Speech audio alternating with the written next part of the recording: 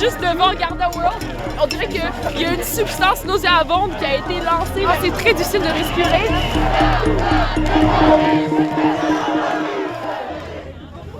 Il y a une compagnie québécoise qui est directement impliquée dans les opérations de ICE aux États-Unis. C'est la firme de sécurité Garda World. Et là, on va suivre des manifestants qui vont se rendre jusqu'à devant son siège social à Montréal.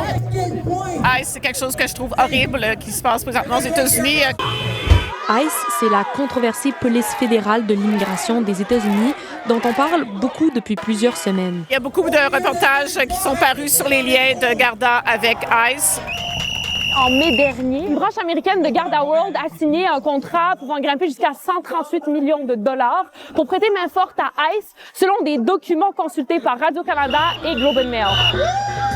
Garda World est comme associé à ICE, où ils sont en train d'exécuter pour ICE. Et on n'est pas correct avec ça, on déteste ça. On veut que Garda World se dissocie complètement de ICE. En 2022, Garda World a reçu une aide publique de 300 millions de dollars de la part du gouvernement du Québec.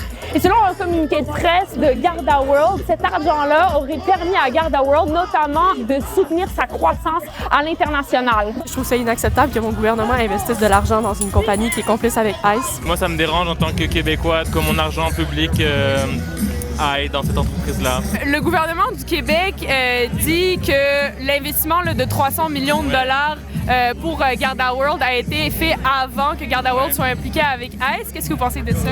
C'est possible, mais même s'il n'y avait pas de subvention, je serais là aujourd'hui aussi parce que pour moi, c'est pas possible qu'une entreprise québécoise fasse du profit sur ces choses-là. Depuis que l'information est connue, publique, je pense qu'il y a des moyens de retirer notre complicité. À droite! À droite! Fuck la droite! C'est maintenant que le gouvernement devrait comprendre qu'il y a un rôle à jouer justement pour contrer qu'est-ce qui se passe avec ICE. Le gouvernement du Québec a un devoir de veille sur tous ces investissements.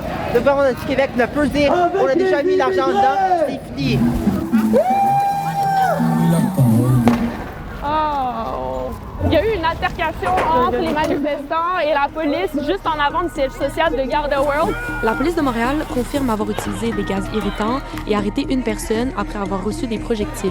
Et Amnesty International, qui était sur place, dit être préoccupé par l'usage de la force des policiers contre les manifestants.